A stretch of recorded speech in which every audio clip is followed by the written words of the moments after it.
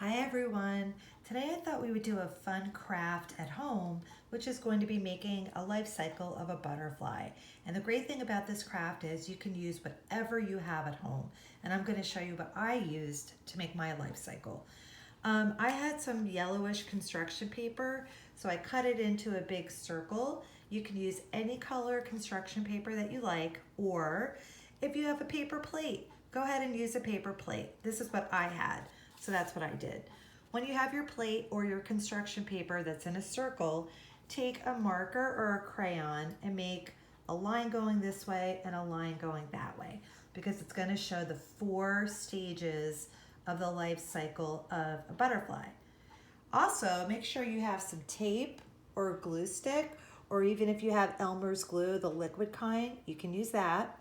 You could use crayons. I had markers, so that's what I'm using. And if you have some pasta at home, you can use that to make your different butterfly parts.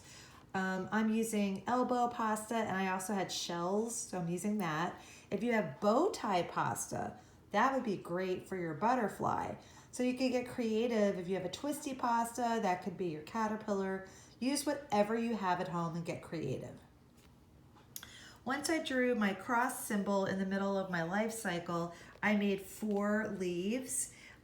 I didn't have green construction paper, so I used the yellow color that I had, and I used my marker to make it green. If you have green construction paper, that would be great to make leaves with. If you don't, do what I did. Color them in with markers or crayons. So I used my glue stick and I glued 1 leaf into each part of my life cycle circle. So then,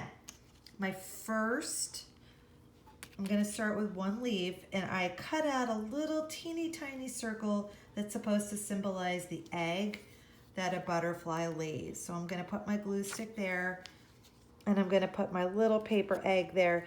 If you have little pastina pasta at home, teeny tiny, you could use that. If you have a dried lentil or a piece of rice, and you want to glue that, go for it. I just used the paper and I cut a little egg.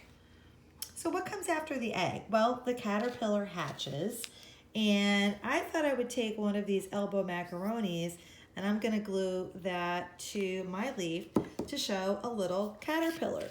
And they start off a little bit small, but we all know what happens when these guys get hungry. They start eating and pretty much go crazy. So I'm using some glue. You could use tape or whatever you've got.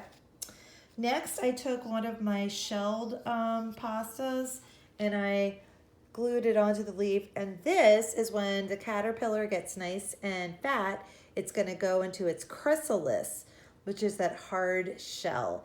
And I thought the shelled pasta really did a nice job making it look like the butterfly's chrysalis. So we've got the egg, the caterpillar, there's our shell for the chrysalis, and then for the last life cycle bit, I'm going to put some shelled that I colored these shells with my purple marker just to make the wings look kind of colorful.